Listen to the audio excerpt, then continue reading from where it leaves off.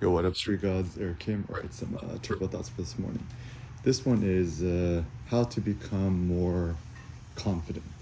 So, what is it that we lack in modern day living and in the world? I think it is confidence. So, what is confidence? Confidence means to have faith in yourself, to have faith in oneself, and to kind of see and approach things in such a way that you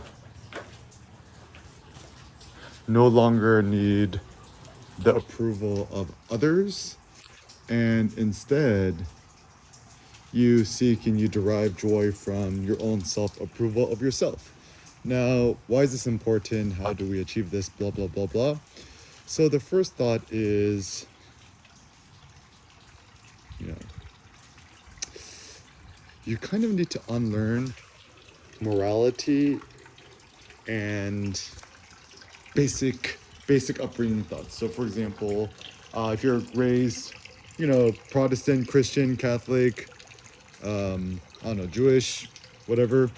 Uh, Typically, like even if you were raised unreligious, if you're raised in America, you're still kind of a slave to this Protestant Quaker methodology. To be into yourself or your body, or to be vain, is considered the ultimate sin, right? Yet we seek vanity in other ways, like we buy a house, you buy a new car, you get a new iPhone or whatever, right? And so, I think I got American capitalism, consumerism figured out. Because we are not allowed to show vanity in our own bodies and ourselves, the only virtuous way we are seen to do it, via Benjamin Franklin and Protestant work ethic, whatever, is through purchasing goods which make us feel greater, bigger, more virtuous, etc. And so once again, like I think it's hilarious that the dude, you're not allowed to walk around in public and just flex in public, right? But you're allowed to drive the Lambo topless. Everyone's like, wow, he's so cool, right? Or you're allowed to, buy the new Louis Vuitton purse or the new Gucci purse, and you kind of strut that and you wear this thing, right? People are like, oh my God, I love it. Okay, so the hilarity of modern day life and living is that we are allowed to, purchase basic things, and we're also allowed to flex our possessions and our bank accounts or whatever. And also the funny thing I realized about social media where it's so funny is that it's public information how many people are cool following you or subscribing to you, but it's so funny that people, that's like normal, right? But it's considered strange or bizarre to show your bank account balance in public, right? And so I suppose the downside of this is that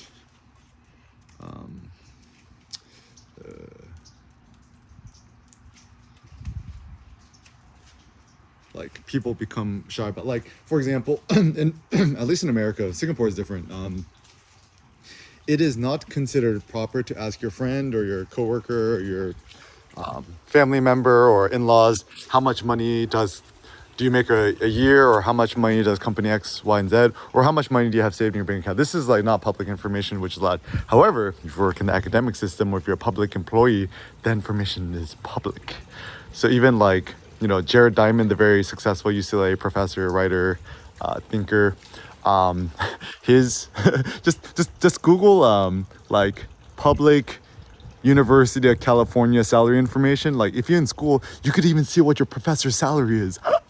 Right? So I almost feel like more of this information should be made public. And actually, frankly speaking, it would make, I think, everybody a little bit happier, less fake. So like, for example, if you looked at somebody, right, who's driving the new whatever car, right? So wow, he's so rich and successful. Wouldn't it be great if you could just, pull up your Google AR glasses and then you could see, how much money he has in his bank account, savings, how much debt he has, how much money he still has left on his mortgage, etc. And I think it'll just make people more honest. The funny thing also I learned about mainland Chinese people. So in America, if you wear Louis Vuitton or have an iPhone Pro, it's a signal that you're actually poor, not rich.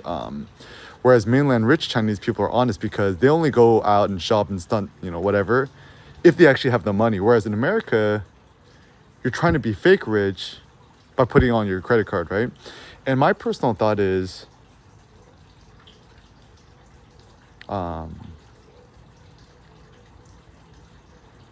as long as you still have debt or a mortgage balance on your house, you're not rich and you don't have net positive monies. So for example, let's say, you're able to buy a house for, let's say $2 million, $1.5 million, modest house, $1.5 million, right? If you still owe $500,000 of the house or whatever, right? Even though you're making a salary or whatever, right? Bro, you still own the negative. You ain't rich. You're still a slave to your mortgage, right?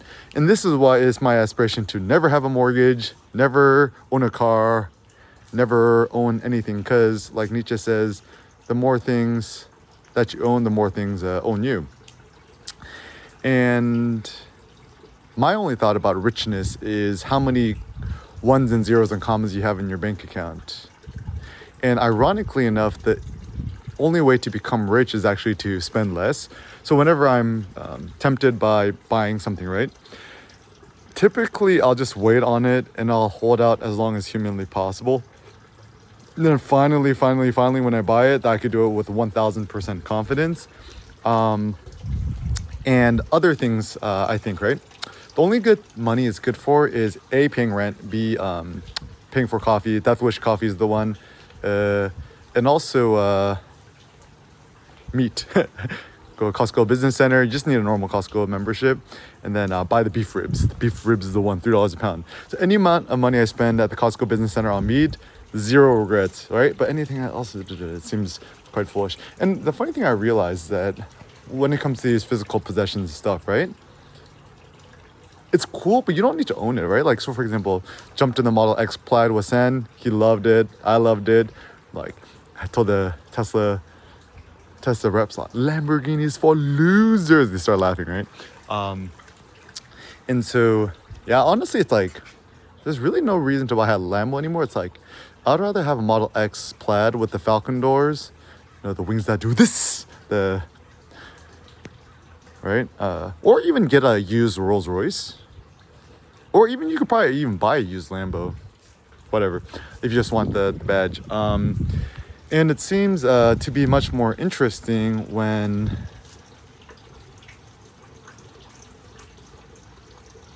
in order to have the bigger flex, right? To not own a car. Be like Tyler Durden. It's like, the what do you drive? He's like, I don't own a car. I was like, yo, that's all gangster, right? We're investing. It's like, I don't own a phone.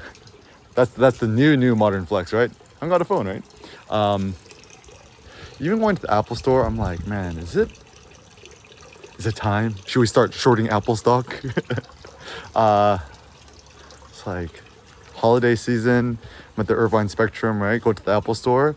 It's like empty. I'm like, not good news. It's like holidays. There's more people in like the Lululemon store than there is in the Apple store. So I have an interesting thought. I think actually the future is probably around some sort of like fitness, lifestyle, active lifestyle, health kind of thing rather than technology.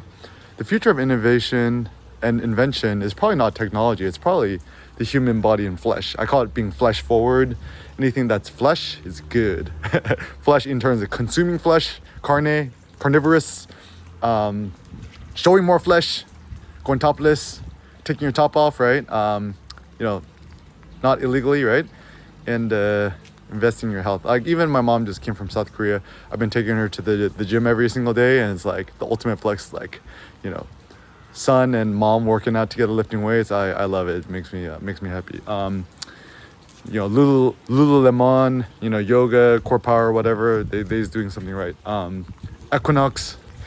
If there was an Equinox, yeah, I would totally go to Equinox and just like look at all the pretty girls and look at all the pretty boys, whatever.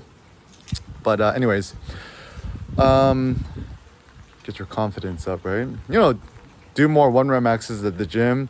The goal is to see the maximum amount of weight you can lift once.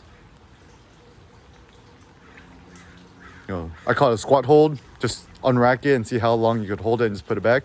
And just see the maximum. And then it was funny because my mom was like worried. Like, Eric's bones or muscles are going to fall off, right? And then Cindy said a very reassuring thing to my mom. She's like, you have to realize like the reason why it's quote safe, right? If it's not strong enough, you just can't budge it, which is kind of a nice thought too, right? Because even the reason why I like doing floor bench press, right? If you're not strong enough, you just can't move it and you can't hurt yourself because like the bar can't fall on your face or your chest because it's already on the ground, right? And also with a squat hold, right? The worst thing that could happen is actually, you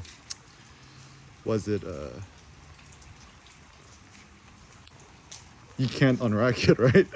And also with a rack pull, worst thing that happens is you're not strong enough to move it. So the funny thing is that like the chance of injury or the incidence of injury is actually quite low because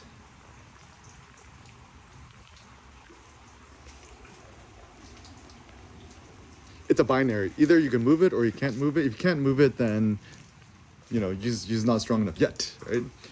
Also with confidence, simple ideas, right? Like with your color, your clothing choices, wear like insanely bright or crazy colors. Like I have like a hyper neon orange, the high vis orange, like running t-shirt that I got, randomly got at mall at Phnom Penh in Cambodia, Asics.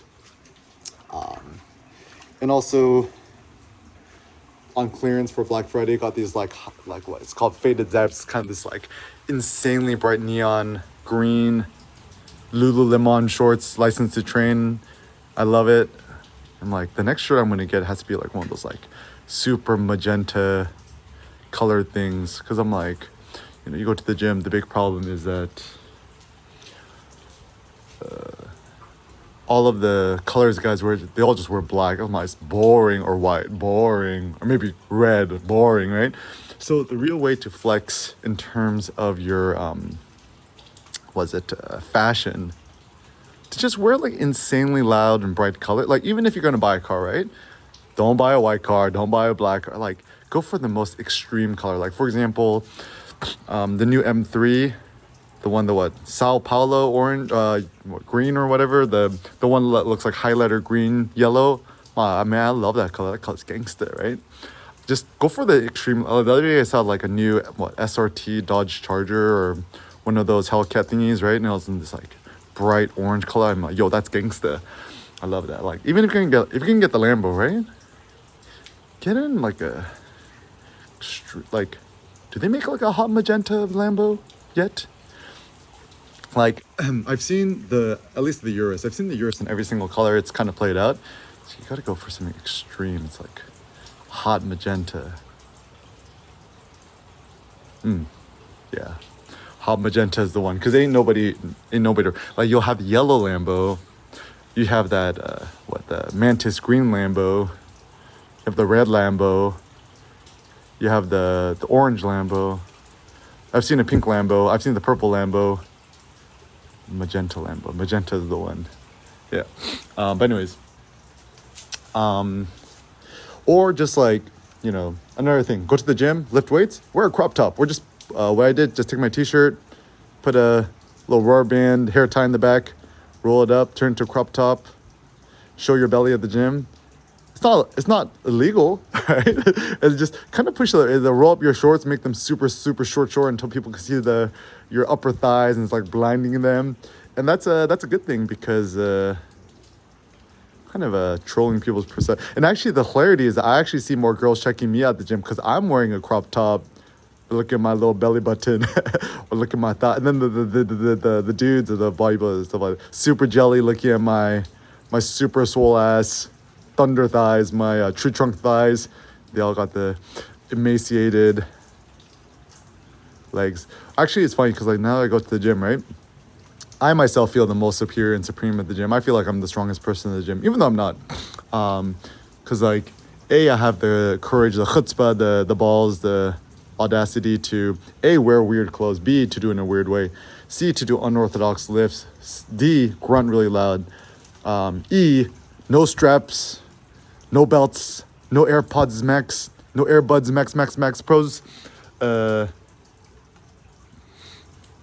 slap myself in the thighs, grunt really loud, no straps, no belt. So I feel like I'm the most exotic creature or the most exotic plant animal beast at the gym. Even just like, even a funny thing too, right? Out of, I think, like, isn't weightlifting and bodybuilding supposed to be all about building your self-confidence? I think I'm the only, like, this morning I was flexing, I recorded myself on the Ricoh GR3X, 60 FPS, extreme high contrast, black and white, contrast added to the max, like flexing. I'm like, man, my body's a work of art, so beautiful. And I'm like, man, I was just looking at my body, I'm like, man, I think my body's perfect. And I'm like, has anyone ever said this? Like, look at their bodies, like, my body's perfect. Even bodybuilders, ain't nobody ever's like their body's body's perfect. And actually, the interesting thing is, a lot of the powerlifters at the gym, right? They fall into two categories. One, they're like quite fat, like chubby, but they're really strong and muscular. Or they're really, really quite like super skinny, but they're also insanely strong. Like, and they're all like, I'm so strong, I could deadlift 6 plates, but how come I'm still look so skinny? It's because you ain't eating enough beef ribs, bro. Gotta eat the beef ribs. Yeah, Disney need to eat more flesh, more beef ribs and stuff like that, liver, stuff like that. And so my notion is, I call it power building, not bodybuilding, because I don't want to just build my body. I also want to build my strength. Not powerlifting, because I don't want to just be like a basic powerlifter, just doing the same 3 lifts and the same basic notion. I want to pave my own path. A power builder is, my goal is to indefinitely build my power and to just indefinitely become stronger. And I think also the thing with confidence is, you have to be so high and lofty and uber abundant that you want to share it with others, that you're not going to hoard it to yourself. And life is super additive, it's not zero sum. The more you share your wealth with others, the more will come back to you, and also the more all of humanity will thrive.